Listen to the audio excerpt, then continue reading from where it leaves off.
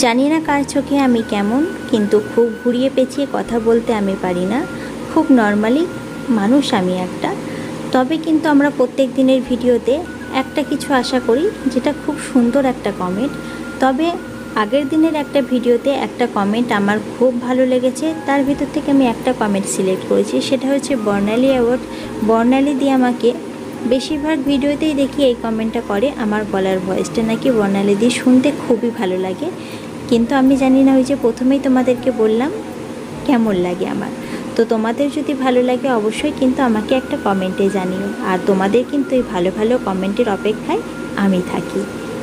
আজকে তোমাদের একটা ভালো কিছু বলবো, ভালো একটা গল্প, যেটার সম্বন্ধে আজকের ভিডিওটা। তো অবশ্যই কিন্তু ভিডিওটা কন্টিনিউ করো, অবশ্যই কেউ স্কিপ করো না। তো চলো ভিডিওটা শুরু করি। ভুলের মাসুল। দরজার চাবি খুলল শ্রুতি। তালার ওপরে বেশ ধুলোর আস্তরণ পড়েছিল, যা হাতে লেগে গেল। দুহাত প্যান্টের পাশে মুছে নিল, তারপর দরজার দিকে ঠেলা দিল। দরজা খুলে যেতে বন্ধ ঘরের এক অদ্ভুত গন্ধ এসে ধাক্কা দিল নাকে। ও চুপচাপ ঘরে ঢুকল। ঘরটা যেমন রেখে গিয়েছিল ঠিক তেমনই আছে। জানালা এক এক করে খুলল। জানলাগুলো খুলে যেতেই দিনের আলোয় ভরে উঠল ঘরটা। আসবাবপত্রের ওপর চাদর ঢাকা ছিল, সেগুলো এক এক করে সরালো। তারপর ঝাঁটা খুঁজে ঘর পরিষ্কার করা শুরু করলো। ঘন্টা দুয়েকের মধ্যে শেষ হলো পরিষ্কার পর্ব। তারপর স্নান সেরে এসে ঠাকুর ঘরে, ঠাকুর প্রণাম সেরে এলো শোয়ার ঘরে। খাটের ওপর উপর করা ছবিটি ছিল, সেটা হাতে নিল। এক পুরুষের ছবি সেটা। 25 বছরের কাছাকাছি হবে। দক্ষিণের দেওয়ালের দিকে সেটাকে ঝোলালো। তারপর খানিকক্ষণ তাকিয়ে রইল ওই দিকে। এক ফিকে হাসি ফুটে উঠল ওর মুখে। ফিসফিস করল, কেমন আছো? হাসছো যে? ভালো আছো তাহলে? আর আমি কেমন আছি? তোমার বিরহে এক কাতর প্রেমিকা। জীবন তো এক শরীর শুধু। তোমাকে ভালোবেসে কি ভুল করেছিলাম? কাউকে ভালোবাসা কি ভুল? তোমার কি মনে হয়? তোমার আর কি মনে হবে? ভুল তো ভেবেছিলে, বলেও ছিলে তোমাকে ভালোবাসা আমার ভুল, কারণ তুমি আমাকে নাও, যমজ প্রতিবিম্বী স্মৃতিকে ভালোবেসেছিলে। কিন্তু কেন আমাকে নয়? কেন? স্মৃতি আর আমার মধ্যে তফাৎ কোথায়? আগাগোড়াই এক। তবেটাই বুঝতে পারলাম না আমি। প্রশ্ন করেছিলাম বলে দূরে সরে গেলে, এতটাই দূরে সরে গেলে যে নাগাল পাওয়াটা কষ্টকর হয়ে উঠল। আমি কি এতটাই খারাপ ছিলাম? খানিকক্ষণ চুপ করে খিলখিল করে হেসে উঠল শ্রুতি। তারপর বলল, বেশ হয়েছে, আজ আমি তোমার প্রিয় গানটা বাজাবো, তুমি আনন্দ পাবে। ছবির পুরুষটি হাসল, কি না বোঝা গেল না। পাশের ঘরে চলে গেল শ্রুতি। খানিক পর ফিরে এলো একটা গিটার হাতে। বেশ সুন্দর করে বিছানাটায় বসে গিটার বাজাতে শুরু করলো, আর গানটা বাজালো রবীন্দ্রনাথের। স্কুল জীবনের শেষ পরীক্ষাটা দেওয়ার পর শ্রুতি আর স্মৃতি দুজনেই বাড়িতে বসে থেকে থেকে বিরক্ত হচ্ছিল। স্মৃতির বহুদিনের শখ গান শেখার, ছোটবেলায় শিখত, কিন্তু উঁচু ক্লাসে ওঠার পর পড়াশোনার চাপে আর চালিয়ে যেতে পারিনি। মা বলেছিল স্কুলের ফাইনাল শেষ হওয়ার পর আবার শিখতে পারবে, কিন্তু সেই সুবর্ণ সময়টুকু আসার আগেই মা চলে গেল পরপারে। মা চলে যাওয়ার পর সংসারের ব্যাপারে আর কোনো কথা বলার ইচ্ছেই রইল না। আর এক কাকিমা ধরতে তিনি গন্ধর্বের সঙ্গে যোগাযোগ করলেন।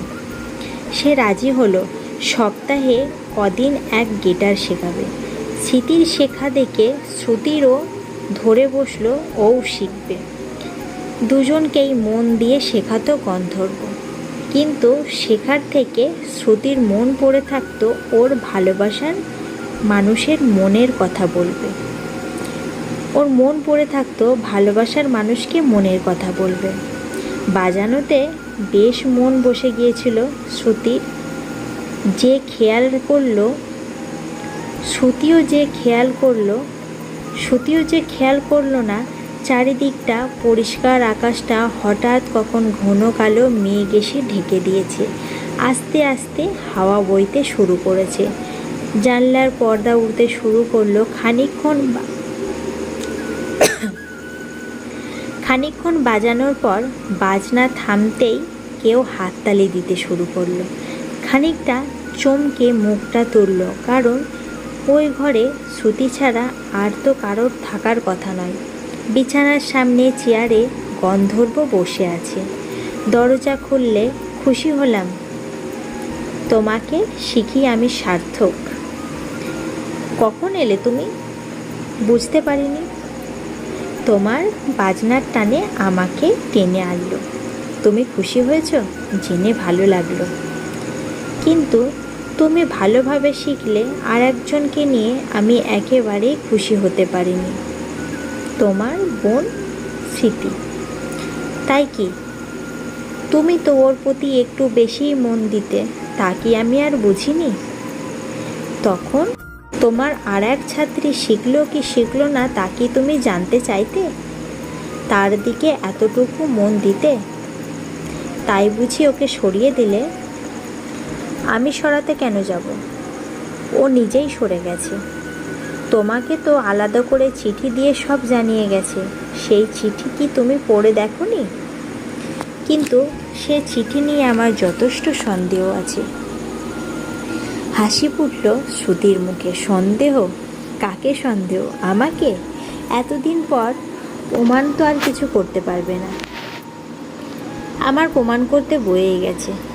যা করার তুমিই করবে। আমি আবার কি করব এখন?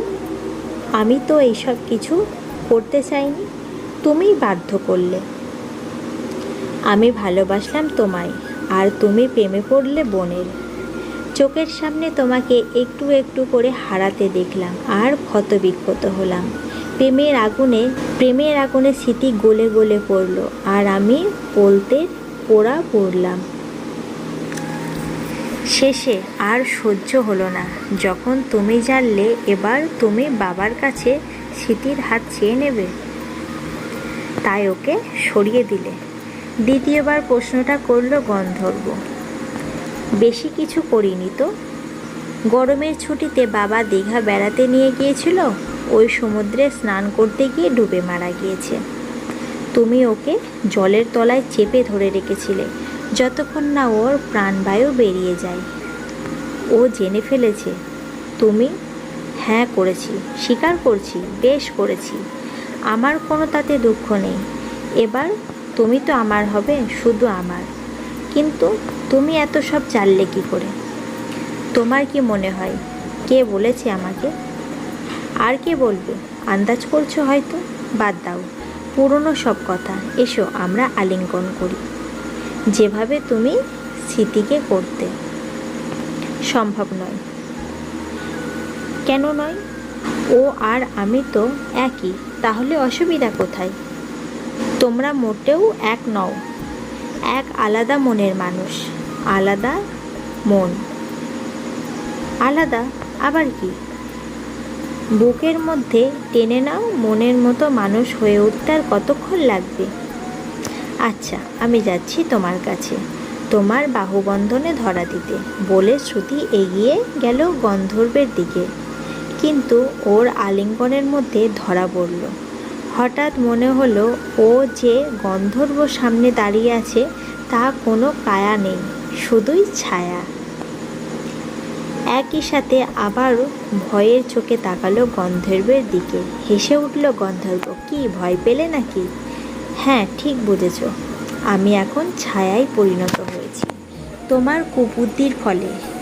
যে ক্ষতি তুমি আমার করেছিলে তা আমি মেনে নিতে পারিনি, তাই আমিও আমার ভালোবাসার মানুষের কাছে চলে যাওয়ার পথ ধরেছি। তবে চলে যাওয়ার আগে আমি জানতে চেয়েছিলাম কে আমার এই সর্বনাশ করলো। তাই তোমার কাছে একবার এলাম। ভাবলাম তুমি স্মৃতির মৃত্যুটাকে দুর্ঘটনা ভাবছো নাকি খুন। কিন্তু এখানে এসে জানলাম তুমি এর হত্যা। ছি, তোমার কাছে এটা আশা করিনি। দাঁড়াও গন্ধর্ব, আমি এটাকে ভুল মনে করি না। ভালোবেসেছি তোমাকে, তোমাকে পেতে যা করতে হবে মনে হয়েছিল তাই করেছি। তাতেও তোমার অসুবিধা? এবার আমি তোমার পথের পথিক হব। জীবনের এপারে না হোক ওপারে নিশ্চয়ই আমাদের মিলন হবে। না শ্রুতি, তুমি আমার পথে হাঁটতে পারবে না। সেই সুযোগ তোমাকে আর আমি দেব না। তুমি বেঁচে থাকতে এই পৃথিবী আর প্রতি মুহূর্তে পরিত্রাপ করবে। তুমি বেঁচে থাকতে এই পৃথিবীতে আর প্রতি মুহূর্তে পরিত্রাপ করবে। অনুতাপের আছে যদি তোমার মন শুদ্ধ হয় তবে এসো স্মৃতি। শ্রুতি চমকে দেখে স্মৃতি কখন এসে উপস্থিত হয়েছে ঘরের মধ্যে। বোনের চোখের জল আদর ছিল না, শুধু ঘৃণা। ওর চোখের সামনে দুজন একটু একটু করে ধোয়া হয়ে মিলিয়ে গেল। কান্নায় ভেঙে পড়ল শ্রুতি। আজকে এই ছিল আমার গল্পের ভুল মাসুল। তোমাদের এই গল্পটা শুনে কেমন লাগলো অবশ্যই কিন্তু আমাকে একটা কমেন্টে জানিও। অবশ্যই তোমাদের কমেন্টের জন্য ওয়েট করব। তো টাটা, আবার দেখা হচ্ছে নেক্সট দিন নতুন একটা ভিডিওতে।